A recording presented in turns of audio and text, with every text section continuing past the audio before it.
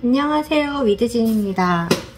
오늘은 부동산 또 나와서 일단은 이제 34회 시험이 끝났고 이제 어느 정도 채점을 하셔가지고 합격 여부를 알게 되시는데, 일단 개업을 준비하시는 분들도 계시고 이제 소공을 생각하시는 분도 계시고, 일단은 당분간 현업이 있으신 분들은 이제 현 직장을 유지를 하면서 어떻게 해야 될지 고민하시는 분들 계실 거예요. 그래서 오늘은 저는 사무실에 나온 김에 부동산 이제 사무실에서 준비를 해야 되는 아이템들 하나씩 좀 소개를 해드릴까 해요.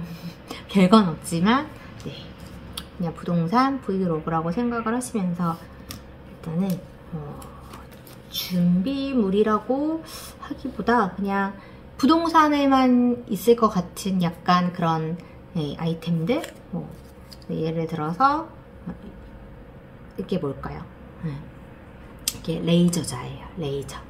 그래서 옛날처럼 이렇게 줄자를 쭉 늘어뜨려가지고 치수를 재는 게 아니고 요 레이저 기계로 이렇게 딱 맞춰가지고 하면은 자동으로 계산돼서 이렇게 나타나는 이런 레이저자인데, 굉장히 휴대하기도 좋고, 그 다음에 매물 접수를 하게 되면은 매물 답사를 가잖아요.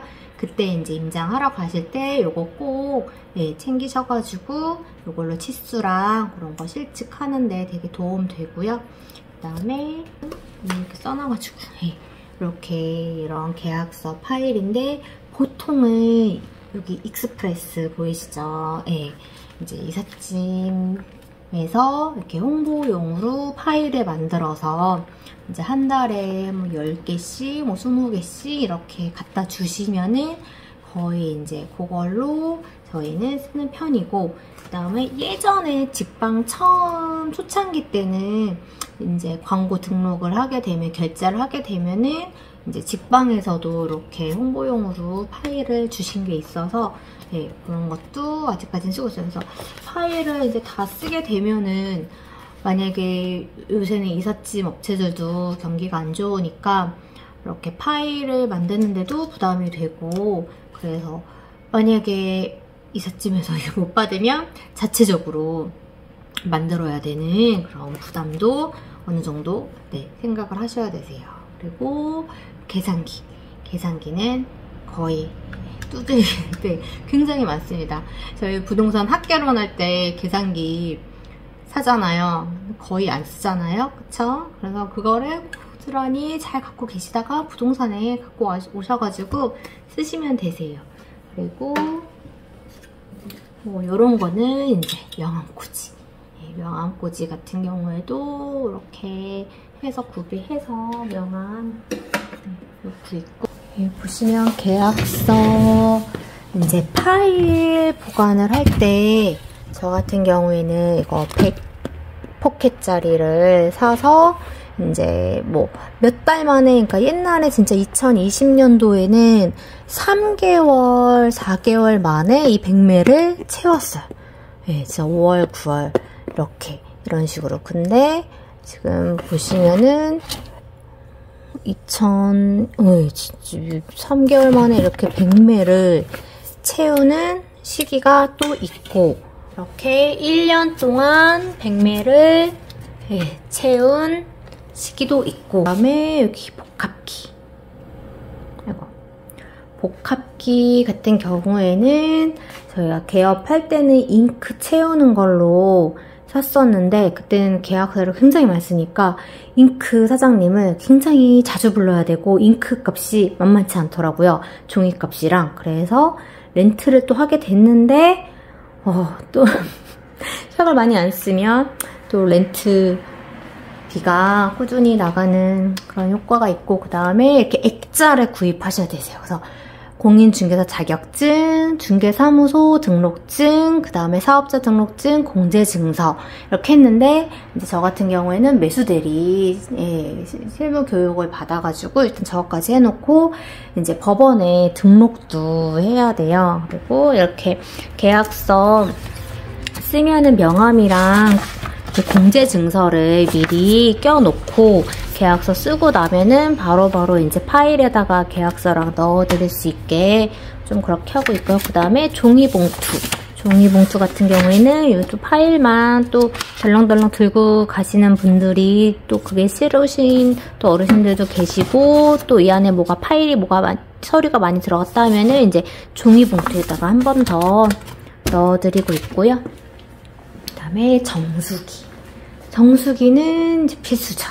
네, 그리고 저희는 이제 머신기, 또 커피도 있고, 그 다음에 달력이 보시면 이것도 이삿짐의 달력이잖아요. 이삿날이 이렇게 표시가 돼 있잖아요. 이게 꼭 필요해요. 왜냐면은 진짜 이삿날, 손 없는 날 이사를, 장금이를 원하시는 분들이 굉장히 아직도 젊은 분들도 네, 여전히 많으시기 때문에 네, 이렇게 하고, 그 다음에 이렇게 전자레인지, 그 다음에 냉장고, 그 다음에 또 가장 중요한 계약 테이블과 지도. 네, 굉장히 중요하죠. 그리고 거울이랑 이렇게 계약 테이블이랑 이렇게 의자 같은 것도 제가 네, 제 취향에 맞춰서 이렇게 한 거고, 그 다음에 요 진주 굉장히 네, 소중한 진주고, 그 다음에 스테플러 네, 꼭 필요한 용품 중에 하나고, 이제 혹시나 손님들, 여기는 저 같은 경우에는 여기가 이제 제 자리예요.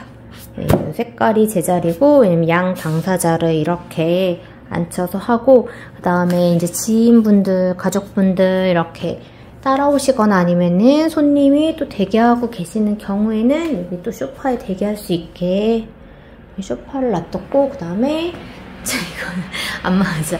네. 조금 작긴 하지만 네, 안마의자로 저의 뭉친 어깨를 푸는 용으로 하고 있고, 그래서 제가 가장 좋아하는 자리죠, 안마의자. 그리고 제가 처음에 이제 부동산 초창기 때 이제 요 두 권, 멘탈의 연금술, 카네기 인간관계론, 이거를 왜 사서 읽었을까요? 그쵸? 이게 다 멘탈 싸움입니다. 진짜. 정말 멘탈이 전부예요, 멘탈이. 그래서 이게 다 사람을 상대하고 인간관계로 이루어지는 거기 때문에 심리학을 공부를 하는 게 공인중개사법 공부하는 것만큼 중요한 것 같아요. 그래서 추천드립니다. 네, 자, 우리는 왜 성공한 인간관계에 끌리는가? 참, 맞는 말만 써있긴 하지만 문제는 실천하기가 굉장히 어렵다는 거. 실천하려고 노력을 좀 많이 해야겠죠. 그리고 냉장고 같은 경우에는 저희는 이렇게 채워놓고 있습니다, 음료수를. 네, 손님들 오시면 특히 여름에 좀 시원한 것도 드리고, 그냥 상담하고 가시는 손님들도 드릴 수 있게. 저도 이것도 다시 이제 읽어봐야 될 것 같아서 들고 가고 있네요. 그리고 제가 또 소개해드릴 책이 있어요. 네, 이게 제가 개업 그때 2020년도에 1월 달에 개업을 하면서, 그러니까 그때 11월, 12월 그 겨울에 이제 계약서를 써본 적이 없으니까 개업은 해야 하기로 했고, 그래서 샀던 책인데, 계약서 작성의 비밀 2020년 개정판 해가지고 나온 거예요. 생활 속에 진짜 모든 진짜 열심히 봤어요. 이거 보고 보시면 모든 계약 그 관련된 특약과 그런 거 쓰는 법이 다 들어있고, 연립주택 주택 임대차 계약서, 막 임차권 양도 및 전대차 계약서 작성, 그다음에 대리인이 왔을 때 계약서 작성, 다가구 주택의 특별한 상황에서 임대차 계약서, 진짜 상가, 토지, 뭐 집합 건물 다 했어요. 다 했어요. 네. 다행히 뭐 지금은 많이 이제 볼 일은 크게 없는데 그때 많이 공부를 했었고, 그 다음에 이거는 뭐냐면은 그때 강서구가 이렇게 양천구는 지금 양천구잖아요. 양천구에서는 이렇게 안 하는데 강서구는 이렇게 명찰을 줘요. 그래서 중개하러 나가면 목걸이를 걸고 중개를 하게끔. 근데 지금 이제 중개보조원은 보전이라고 밝혀야 되는 걸로 또 바뀌고 있잖아요. 그래서 제가 볼 때 모든 구가 이렇게 명찰을 만들어서 메고 다니게 하지 않을까 싶은 생각이 들어요. 근데 저 아직도 그냥 버리면은 이거 얼굴이랑 이런 걸 다 버려야 되는 거라 못 버리고 일단 갖고 있는데, 강서구에서도 저 화곡동에 있을 때부터도 이거 명찰을 저는 계속 걸고 있었는데, 어느 순간 이렇게 공동중개를 가던 부동산 왔다 갔다 돌아다니며 명찰을 다른 사장님들은 거의 안 달고 계시더라고요. 안 매고. 네.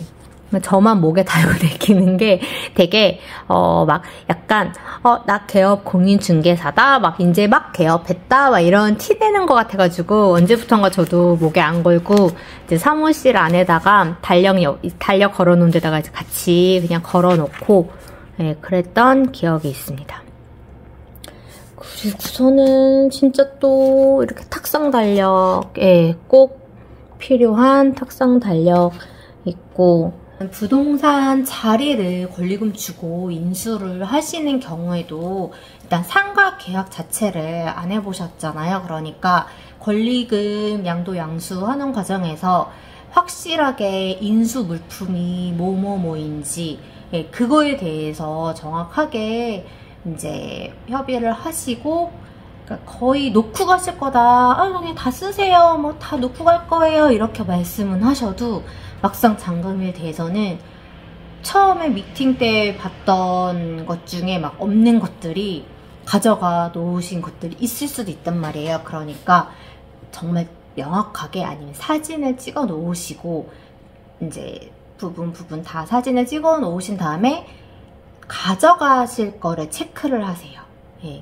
어떤 거는 가져가시는 건지, 물론 개인 물품은 가져가시는 건 맞지만 뭐 사무실에 있는 뭐 작은 히터기나 선풍기나 뭐 이런 것도 그렇고 이제 뭉뚱그려 가지고 쓰게 되면은 이제 나중에 다 치르고 나서 또 분쟁이 있을 수 있으니까 명확하게 가져가실 것만 체크를 하신 다음에, 정말 가져가실 거 가져가시고 잔금 때 이제 사진이랑 비교를 해서 물품들이 다 있는지 체크를 하시고, 그 다음에 막 이제 굉장히 사소하고 짜질구레한 거 가지고는 웬만하면 잔금 치르시면서 트러블을 일으키지 않는 게, 물론 정확한 게 제일 좋지만, 제가 이 얘기를 왜 말씀드리냐면, 안녕하세요.